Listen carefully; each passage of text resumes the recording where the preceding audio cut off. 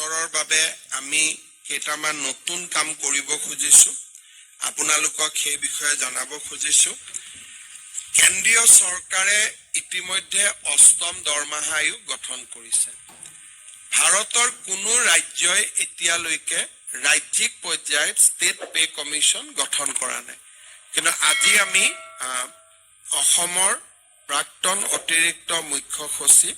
সুভাষ দাসৰ অধ্যক্ষতাত 8th Assam Pay Commission constitute কৰাৰ সিদ্ধান্ত লৈছো এতিয়ালৈকে ভাৰতৰ কোনো ষ্টেট গভৰ্ণমেণ্টে পে কমিশ্যন কনষ্টিটিউট কৰা নাই নমস্কাৰ সন্মানীয় মুখ্যমন্ত্ৰী মহোদয়ৰ ঘোষণা আপোনালোকে শুনিলে নতুন বছৰৰ আৰম্ভণিতে অসমৰ চৰকাৰী কৰ্মচাৰী তথা পেঞ্চনাৰ সকললৈ সুখবৰ দিলে অষ্টম দৰমহা আয়োগ গঠন সম্পৰ্কত গতিকে অফিচিয়েলি অসম হ'ল প্ৰথমখন ৰাজ্য অষ্টম দৰমহা আয়োগ গঠন কৰাৰ কেন্দ্ৰীয় চৰকাৰৰ কৰ্মচাৰীৰ কাৰণে ইতিমধ্যে অষ্টম দৰমহা আয়োগৰ ঘোষণা হৈছে আৰু গঠন কৰা হৈছে আপোনালোকে গম পায় ৰাজ্যিক চৰকাৰৰ ভিতৰত অসম প্ৰথম ৰাজ্য হিচাপে বিবেচিত হ'ল আৰু আপোনালোকে নিশ্চয় স্ক্ৰীনত দেখিছে প্ৰথমৰ পৰা সপ্তম দৰমহা আয়োগলৈকে কেতিয়া গঠন কৰা হৈছিল আৰু কেতিয়া তাক কাৰ্যকৰী কৰা হৈছিল দুটা দিশত আপোনালোকক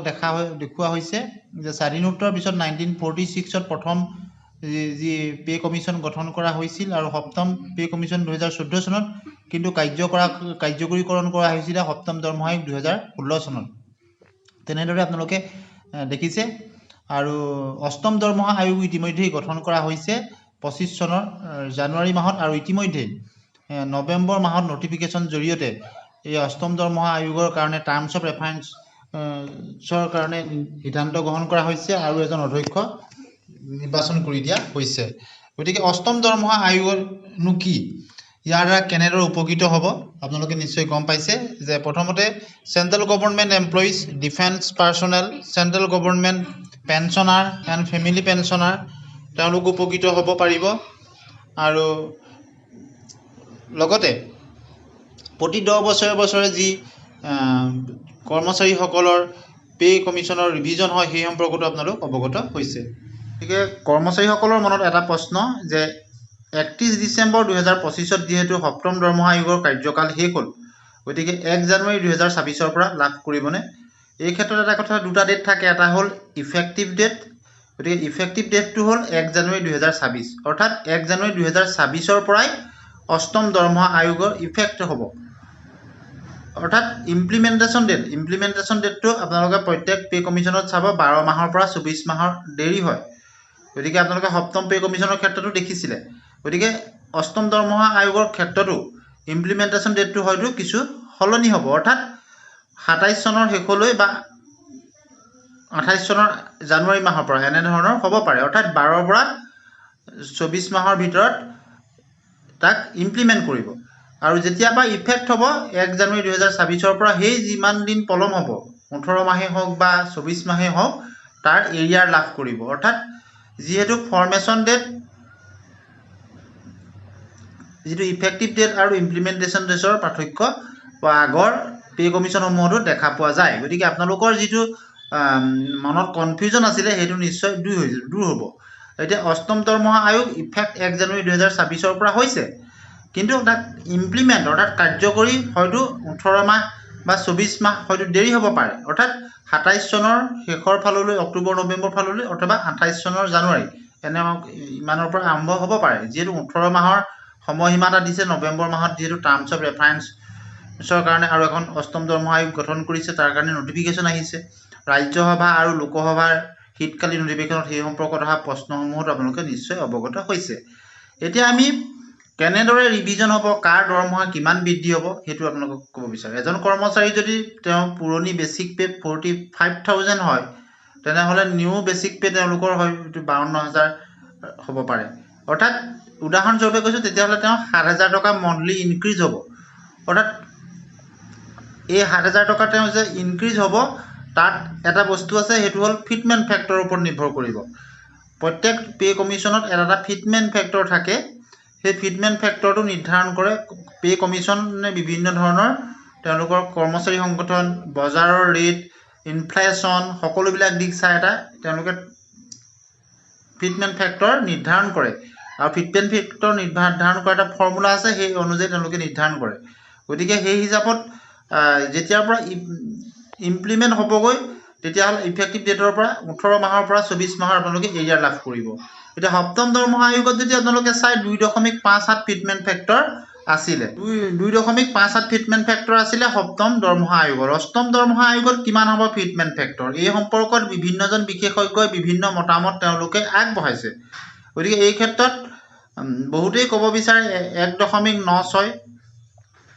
আৰু বহুতেই ক'ব বিচাৰে 2.15। গতিকে 1.96 পৰা 2.15 ভিতৰত ফিটমেণ্ট ফেক্টৰ হোৱাৰ সম্ভাৱনা আছে।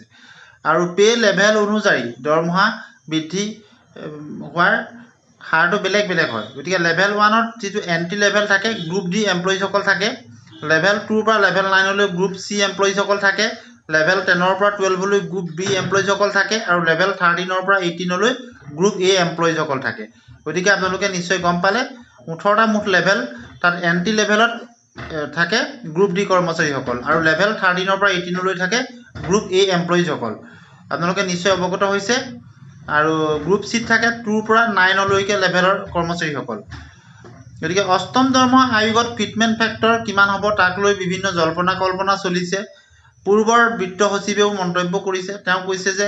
2.15ৰ ভিতৰত ফিটমেণ্ট ফেক্টৰ থকাৰ সম্ভাৱনা আছে।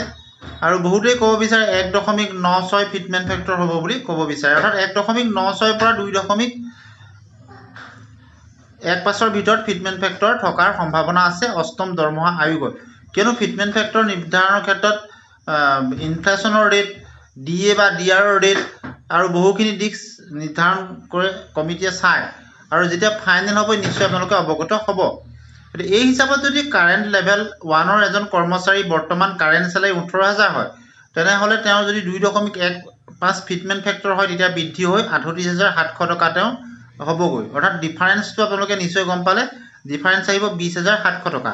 ঠিক একেদৰে লেভেল 5ৰ এজন কৰ্মচাৰী 29,200 টকা যদি কাৰেণ্ট চেলাৰী হয়, ইনক্ৰিজ চেলাৰী হ'বগৈ 62,780 টকা, আৰু ডিফাৰেঞ্চ আহিব 33,580 টকা। তাৰ লগত বিভিন্ন ধৰণৰ যিবিলাক থাকে সেইখিনি চেলাৰীৰ লগত যোগ হোৱা সেইখিনি থাকিব। আৰু লেভেল 10ৰ এজন কৰ্মচাৰী কাৰেণ্ট চেলাৰী যদি 56,100 টকা হয়, ইনক্ৰিজ চেলাৰী হ'বগৈ 1,20,615 টকা, ডিফাৰেঞ্চ হ'বগৈ 64,515 টকা। লেভেল 15ৰ এজন কৰ্মচাৰী 1,82,200 টকা যদি কাৰেণ্ট চেলাৰী হয়, 2.15 ফিটমেণ্ট ফেক্টৰ বৃদ্ধি হৈ 3,91,730 টকা, ডিফাৰেঞ্চ হ'বগৈ 2,09,530 টকা। গতিকে লেভেল অনুযায়ী ডিফাৰেঞ্চটো বেলেগ বেলেগ হ'ব,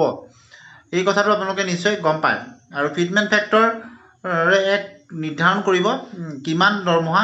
বৃদ্ধি হ'ব। এই ক্ষেত্ৰত অষ্টম দৰমহা আয়োগৰ সম্পৰ্কত আপোনালোকে মন্তব্য শুনি লওক। कहना चाहेंगे कि सरकार के प्रति जो हमारे पेंशनर्स हैं,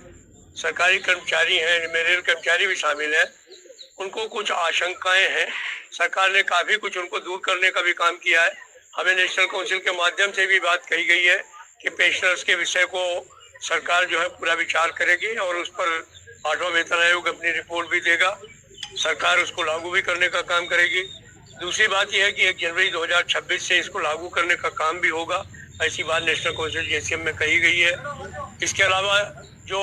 वैलिडिटी क्लॉज है उसको ये कहा गया है कि ये किसी कोर्ट केस की वजह से लाने का काम हुआ है, इसको आगे से इस्तेमाल करने का काम नहीं होगा। हम तो यही कहना चाहेंगे कि सरकार के सरकारी कर्मचारी जो है वो देश की प्रगति में आगे बढ़ने का काम कर रहे हैं। हमारे माननीय प्रधानमंत्री जी विकसित भारत की बात करते हैं। प्रधानमंत्री जी को समझना चाहिए बिना सरकारी कर्मचारियों के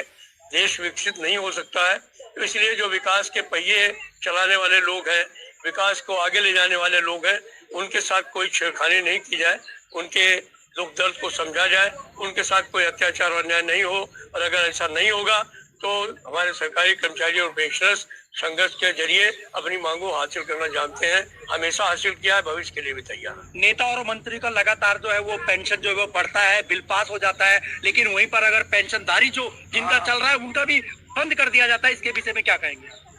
देखिए, बंद करने वाला काम तो पीछे अटल जी जब प्रधानमंत्री थे उस समय हुआ, उसको खुलवाने का काम भी हमें लोगों ने किया, और इतनी बड़ी लड़ाई हम लोगों ने लड़ी उसकी वजह से सरकार को गारंटीड पेंशन देने के लिए मजबूर होना पड़ा। मैं एक ही बात जानता हूँ कि अगर हमारे लोग इकट्ठे रहेंगे, एकता रखेंगे, तो चाहे जिसकी सरकार आए, चाहे जिस पार्टी की सरकार हो, वो निश्चित तौर पर अपना प्रयास करेंगे पेंशन बंद करने का, तनख्वाह कम करने का, कर्मचारी कम करने का। लेकिन अगर हम इकट्ठे रहेंगे, एकता के साथ रहेंगे, तो निश्चित तौर पर जीत जो है वो कर्मचारियों की होगी और सरकार जो है वो जो भी जुर्म करना चाहती है नहीं कर रहा है। पहले की सरकारों के अंदर में पेंशन जो है वो बढ़ाई भी गई थी, तनख्वाह बढ़ाई गई थी, लेकिन जैसे ही अभी इस समय बीजेपी की वर्तमान जो सरकार है इसके अंदर में काट दी जाती है और तनख्वाह भी घटा दी जाती है। अभी तो ऐसा कुछ नहीं कर पाई है बीजेपी सरकार सरकारी कर्मचारियों के साथ में, लेकिन अगर कहीं ऐसा मन बना रहे होंगे तो उनको अपने ऐसा मन बनाने की बात बंद कर लेनी चाहिए, क्योंकि देश का सरकारी कर्मचारी पूरे तौर पर संगठित है। जिस दिन वो तनख्वाह काटने की बात करेंगे उस दिन गाड़ियां नहीं चलेंगी, बसें नहीं चलेंगी, देश बंद होगा और सरकार जो है वो घुटने पर आकर के सरकारी कर्मचारियों को मांगों को स्वीकार करे। बहुत बहुत धन्यवाद।